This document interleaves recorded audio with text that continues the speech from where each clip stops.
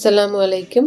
Welcome to Hasi's recipes Tamil. நம்ம இன்னைக்கு பார்க்க போகிறது ரொம்ப டேஸ்டியான, எல்லாருக்குமே ரொம்ப ஃபேவரட்டான சாக்லேட் கேக். ரொம்ப ஈஸியாக வீட்டில் எப்படி பண்ணலாங்கிறதான் பார்க்க போகிறோம். அது மட்டும் இல்லை, சாக்லேட் கனாஷும் எப்படி பண்ணலாங்கிறதையும் பார்க்க போகிறோம். ரொம்ப ஈஸி. நம்ம வீட்டிலேயே ரொம்ப சுலபமாக இதை பண்ணிடலாம். கண்டிப்பாக பசங்களுக்கு ரொம்ப பிடிக்கும். இனி கேக்கு வாங்க கடைகளுக்கு போகாதீங்க. ரொம்ப சுலபமாக வீட்டிலையே ஈஸியாக பண்ணிடலாம். ஒரு தடவை இது போல் வீட்டிலையே ஈஸியாக நீங்கள் செஞ்சிட்டீங்க அப்படின்னா இனி கடைகளில் போய் கேக்கு வாங்கவே மாட்டீங்க. அந்த அளவுக்கு ரொம்ப ஈஸியாகவும் ரொம்ப டேஸ்டியாகவும் நம்மளுடைய கேக் இருக்கும். இப்போ நம்மளுடைய கேக் எப்படி செய்யலான்னு பார்க்கறதுக்கு முன்னாடி, இதான் ஃபர்ஸ்ட் டைம் நம்ம சேனலை பார்க்குறீங்க அப்படின்னா மறக்காமல் நம்ம சேனல் ஹசீஸ் ரெசிபீஸ் தமிழை சப்ஸ்கிரைப் பண்ணாதவங்க சப்ஸ்கிரைப் பண்ணிக்கோங்க ஃப்ரெண்ட்ஸ். பக்கத்துள்ள பெல் ஐக்கானை கிளிக் பண்ணிக்கோங்க, ஆளுங்கிற ஆப்ஷனை கிளிக் பண்ணிக்கோங்க.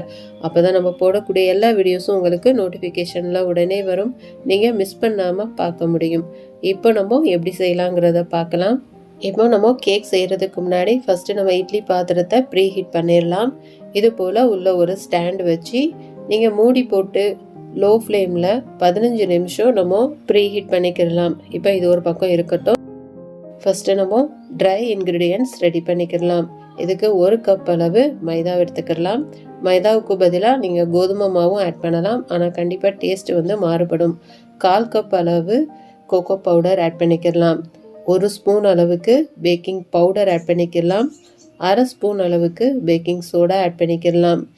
ஒருவேளை உங்ககிட்ட பேக்கிங் பவுடர் இல்லை அப்படின்னா நீங்கள் பேக்கிங் சோடா மட்டும் 1/2 ஸ்பூன் அளவுக்கு ஆட் பண்ணிக்கோங்க. 1 பிஞ்ச் அளவு உப்பு ஆட் பண்ணிக்கலாம். பேக்கிங் சோடாங்கிறது நம்ம சமையலுக்கு பயன்படுத்தக்கூடிய சோடா உப்பு தான்.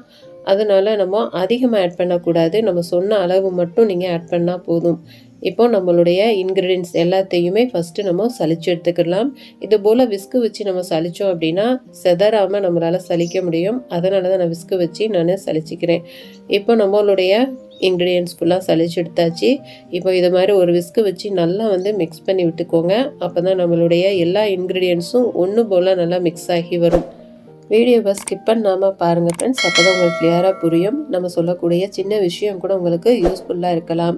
இப்போ நல்லா மிக்ஸ் பண்ணியாச்சு. அது ஒரு பக்கம் இருக்கட்டும். இப்போ இன்னொரு பவுல் எடுத்துக்கிடலாம். இதில் 4 முட்டை உடைச்சி ஊற்றிக்கிடலாம். முட்டையுடைய ஓடு விழுகாமல் கேர்ஃபுல்லாக ஊற்றிக்கோங்க. ஒருவேளை விழுந்துடும் அப்படிங்கிற பயம் இருந்துச்சு அப்படின்னா தனியாக ஒரு பவுலில் நீங்கள் முட்டையை உடைச்சி ஊற்றி கூட நீங்கள் இந்த பவுலில் ஆட் பண்ணிக்கிடலாம். 1 ஸ்பூன் அளவுக்கு வெனிலா எசன்ஸ் ஆட் பண்ணிக்கிடலாம். இப்போ எலக்ட்ரிக் பீட்டர் இல்லைன்னா விஸ்கு கூட எடுத்து இது போல் நல்லா அடித்து எடுத்துக்கலாம். ஃபஸ்ட்டு லோ ஸ்பீடில் வச்சு நீங்கள் நல்லா அடிச்சுக்கோங்க. நல்லா நுர பொங்கி வரணும். அது வரைக்கும் ஃபஸ்ட்டு நம்ம அடித்து எடுத்துக்கலாம். அதுக்கப்புறமேலு நீங்கள் ஹை ஸ்பீடில் வச்சு நல்லா பீட் பண்ணிக்கோங்க.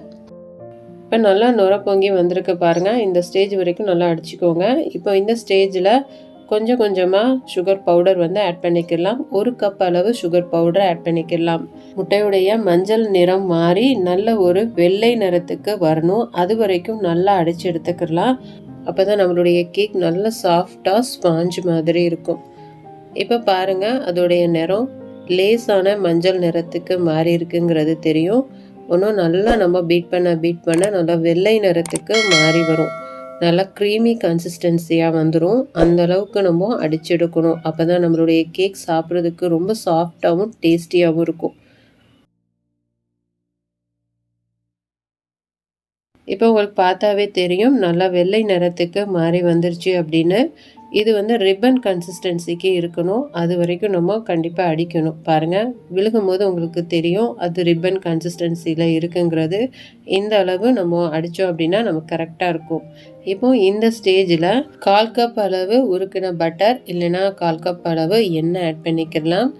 இதை நம்ம ஒரு 30 செகண்ட் மட்டும் அடித்து எடுத்துக்கலாம். அதிக நேரம் நம்ம பீட் பண்ணிட்டோம் அப்படின்னா நம்மளுடைய கேக் கிறிஸ்பியாகிறதுக்கு சான்ஸ் இருக்குது. இப்போ 30 செகண்ட் ஆனதுக்கப்புறமேலு இப்போ நம்ம பீட்டர் ஆஃப் பண்ணிடலாம். இனி நமக்கு அது தேவையில்லை. இனி ட்ரை இன்க்ரீடியன்ட்ஸை கொஞ்சமாக இதில் ஆட் பண்ணி இது போல் விஸ்கு வச்சு ஒரே டைரக்ஷனில் மிக்ஸ் பண்ணி விட்டுக்கலாம். உங்ககிட்ட விஸ்கு இருந்துச்சு அப்படின்னா கண்டிப்பாக விஸ்கு வச்சு மிக்ஸ் பண்ணி விடுங்க. ஸ்பேச்சுலா வச்சு நம்ம மிக்ஸ் பண்ணுறதை விட நம்ம விஸ்கு வச்சு மிக்ஸ் பண்ணும் போது கட்டிகள் இல்லாமல் ஈஸியாக மிக்ஸ் பண்ண முடியுது. இப்போ நம்ம அடுத்த பேட்ச் மாவையும் ஆட் பண்ணிக்கலாம். ரொம்ப ஸ்லோவாக தான் நான் மிக்ஸ் பண்ணுறேன். உங்களுக்கு நான் ஸ்பீடாக காமிக்கிறேன். நம்ம மாவு ஆட் பண்ணும் போது 1/4 கப் அளவு பாலும் ஆட் பண்ணிக்கலாம். பால் லேசாக வெதுவெதுப்பாக இருக்கிற மாதிரி பார்த்துக்கோங்க.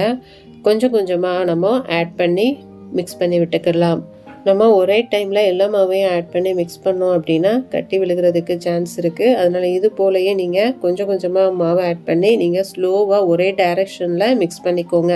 நீங்கள் இந்த பக்கம் அந்த பக்கம்னு டைரெக்ஷன் மாற்றி மிக்ஸ் பண்ணீங்க அப்படின்னா இவ்வளோ நேரம் நம்ம முட்டையை பீட் பண்ணது வேஸ்ட் ஆயிரும். நம்ம கேக்குக்கும் ஹைட் இல்லாமல் ஆயிரும். அது கொஞ்சம் ஹார்டாக ஆகிறதுக்கும் சான்ஸ் இருக்குது. அதனால் கொஞ்சம் பொறுமையாகவே இது போல் நீங்கள் மிக்ஸ் பண்ணி விட்டுக்கோங்க. இப்போ நம்ம எல்லா மாவையுமே ஆட் பண்ணியாச்சு. பொறுமையாக இது போல் மிக்ஸ் பண்ணதுக்கு அப்புறமேல் நம்மளுடைய பேட்டர் சூப்பராக ரெடி ஆயிரும். பாருங்கள் எவ்வளோ சூப்பராக நம்மளுடைய பேட்டர் ரெடி ஆயிடுச்சு அப்படின்னு.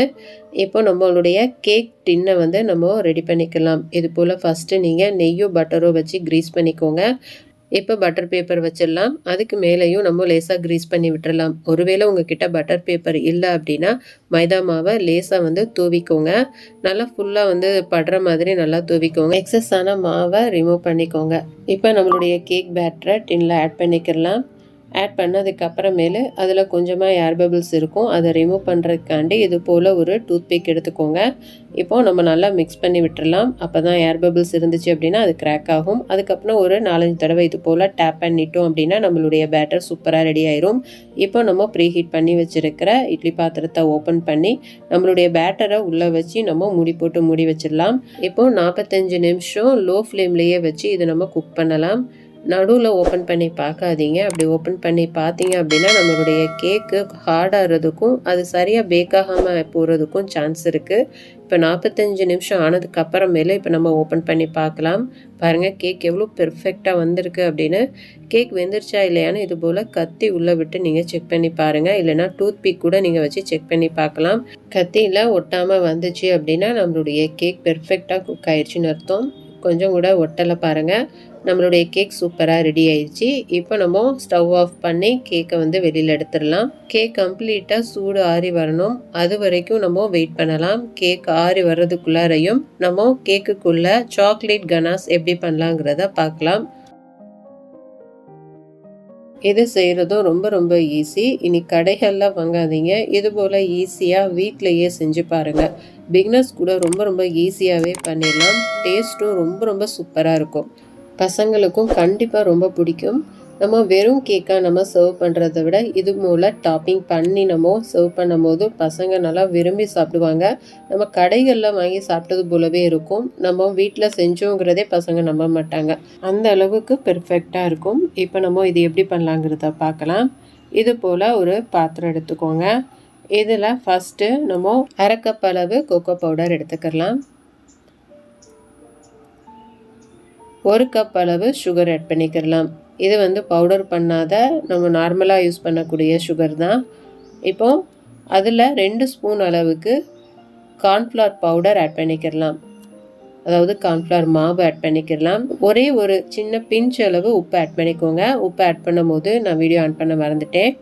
இப்போ நல்லா மிக்ஸ் பண்ணி விட்டுக்கலாம். ஒன்றோட ஒன்று நல்லா மிக்ஸ் ஆகி வரணும்.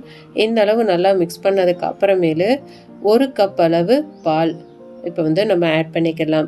1 கப் அளவு பாலையும் நீங்கள் வந்து ஒரே தடவையே ஆட் பண்ணிடாதீங்க. கொஞ்சம் கொஞ்சமாக ஆட் பண்ணி நல்லா மிக்ஸ் பண்ணி விட்டுக்கோங்க. கட்டிகள் இல்லாமல் ஃபஸ்ட்டு நல்லா மிக்ஸ் பண்ணி விடணும். மிக்ஸ் பண்ணுறதுக்கு விஸ்கு மாதிரி பயன்படுத்தினீங்க அப்படின்னா கட்டிகள் இல்லாமல் சுலபமாக நம்மளால் மிக்ஸ் பண்ண முடியும். இப்போ நம்ம மீதமுள்ள பாலையும் ஆட் பண்ணிக்கலாம். நம்ம ஃபஸ்ட்டே வந்து நிறையா பால் ஆட் பண்ணோம் அப்படின்னா அது மிக்ஸ் பண்ணும் போது சில நேரம் கட்டிகள் பட சான்ஸ் இருக்குது. அதனால ஃபஸ்ட்டு நல்லா மிக்ஸ் பண்ணதுக்கு அப்புறமேல பேலன்ஸ் பாலையும் இப்போ ஊற்றி நல்லா மிக்ஸ் பண்ணிக்கலாம். இப்போ நல்லா மிக்ஸ் ஆகிடுச்சு பாருங்கள். இப்போ ஸ்டவ் ஆன் பண்ணி இதை நம்ம நல்லா மிக்ஸ் பண்ணி விட்டுக்கிட்டே இருக்கலாம். இது நல்லா திக்கான கன்சிஸ்டன்சிக்கு வரணும். அது வரைக்கும் நல்லா மிக்ஸ் பண்ணி விட்டுக்கிட்டே இருக்கலாம். ஃப்ளேம் வந்து மீடியம் ஃப்ளேமில் வச்சுக்கோங்க. ரொம்ப ஹை ஃப்ளேமில் வச்சிடாதீங்க. அப்புறம் அடி பிடிக்கிறதுக்கு சான்ஸ் இருக்குது.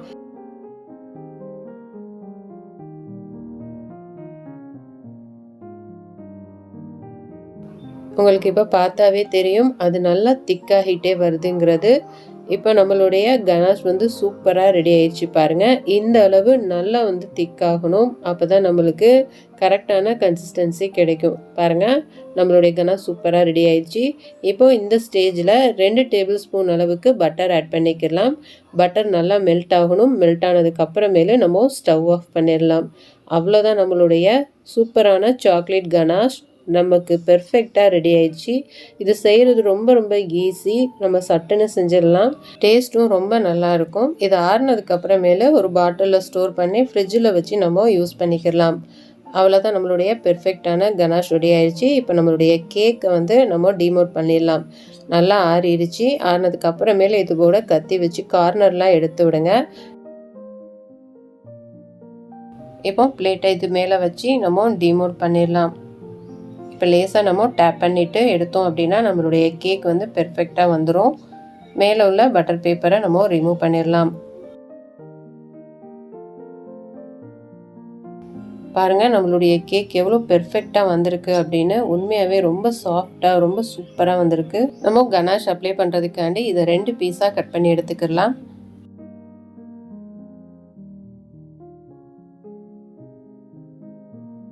நம்மளுடைய கேக் ரொம்ப சூப்பர் சாஃப்டாக வந்திருக்கு பாருங்கள். ரொம்ப ரொம்ப சூப்பராக இருந்துச்சு, ஸ்பாஞ்சியாக. இப்போ நம்ம ஃபஸ்ட்டு நல்லா மாய்ஸ்சராக இருக்கணுங்கிறதுக்காண்டி சுகர் சிரப் வந்து ஆட் பண்ணிக்கலாம். சுகர் சிரப்புங்கிறது வேற ஒன்றும் இல்லை. 1 கப் தண்ணிக்கு 1 கப் அளவு சுகர் ஆட் பண்ணி அது நல்லா மெல்ட் ஆகிற வரைக்கும் நல்லா பாயில் பண்ணிக்கோங்க. மெல்ட் ஆனதுக்கப்புறமேலே ஆஃப் பண்ணி நீங்கள் இது போல் கேக்குக்கு யூஸ் பண்ணிக்கலாம். ஃப்ரிட்ஜில் ஸ்டோர் பண்ணி 3 வாரம் வரைக்கும் நீங்கள் யூஸ் பண்ணிக்கலாம். இப்போ சாக்லேட் கன்னாஷை இது போல் ஃபுல்லாக வந்து ஸ்ப்ரெட் பண்ணிக்கலாம். ஸ்ப்ரெட் பண்ணதுக்கப்புறமேலே கட் பண்ணி வச்சுருக்கிற அந்த கேக் பீஸையும் நம்ம இது மேலே வச்சிடலாம். இப்போ இதுக்கு மேலேயும் நம்ம சுகர் சிரப்பை ஆட் பண்ணிக்கலாம்.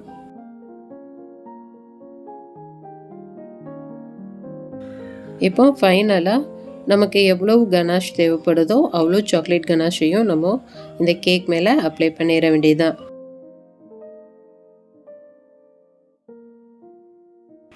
அவ்வளோதான், நம்மளுடைய சாக்லேட் கேக் வந்து ரொம்ப சூப்பராக ரெடி ஆயிடுச்சு. பார்க்கும்போதே சாப்பிடணும் போல் இருக்குது. டேஸ்ட்டும் ரொம்ப ரொம்ப சூப்பராக இருந்தது. இப்போ நம்ம கட் பண்ணி பார்க்கலாம் எப்படி வந்திருக்குன்னு. பாருங்கள் எவ்வளோ சாஃப்டாக நமக்கு கட் ஆகுது அப்படின்னு. உண்மையாகவே ரொம்ப சாஃப்டாகவும் ரொம்ப ரொம்ப டேஸ்டியாகவும் இருந்துச்சு. கண்டிப்பாக நீங்கள் வீட்டில் ஒரு தடவை செஞ்சு பாருங்கள். செஞ்சு பார்த்துட்டு இது எப்படி வந்ததுங்கிறத எனக்கு மறக்காமல் கமெண்ட்டில் ஷேர் பண்ணுங்கள். நம்மளுடைய கேக் எவ்வளோ சாஃப்டாக இருக்குது அப்படின்னு நான் இப்போ உங்களுக்கு ஸ்பூனில் கட் பண்ணி காமிக்கிறேன். பாருங்கள், கட் பண்ணுறதுக்கு எவ்வளோ சுலபமாக வருது அப்படின்னு.